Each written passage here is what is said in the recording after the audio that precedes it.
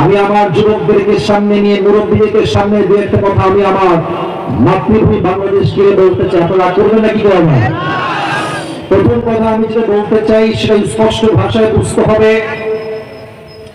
শহীদ আবু সাঈদ কাউকে আগ বাড়িয়ে মারতে যায় নাই, কারো বুকে গুলি করতে চায় না।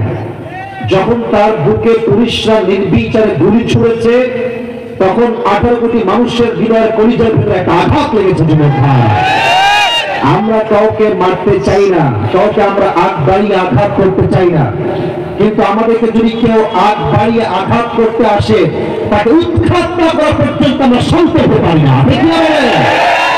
ছাত্র জনতা স্লোগান তুললো, আমরা কোটার সংস্কার চাই, কোটার সংস্কার চাই।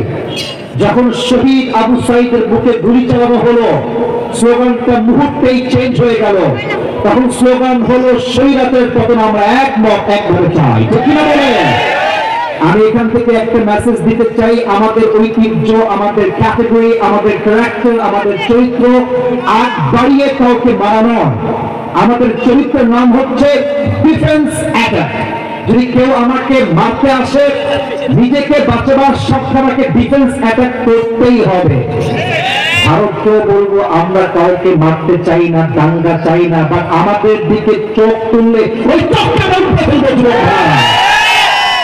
পানিকে দেখে যদি কেউ ভাবে পানির কোনো শক্তি নাই, স্রোত নাই, তর্জন নাই, গর্জন নাই, সে অনেক ভুলের মধ্যে আছে।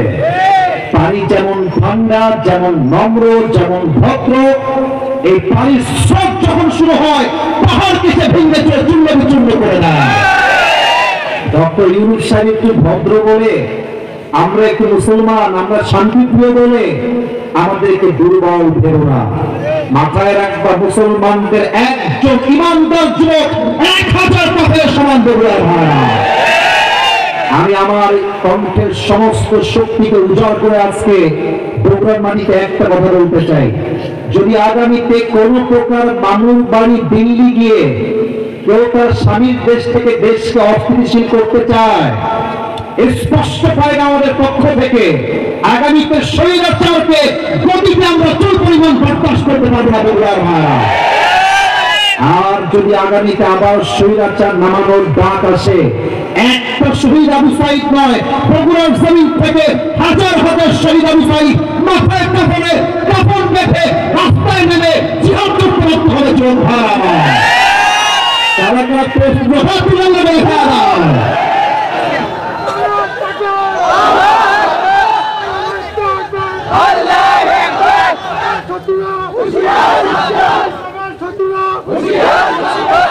Allah Ta'ala স্লোগান কবুল করুন, সকলেই দিল করে আমিন।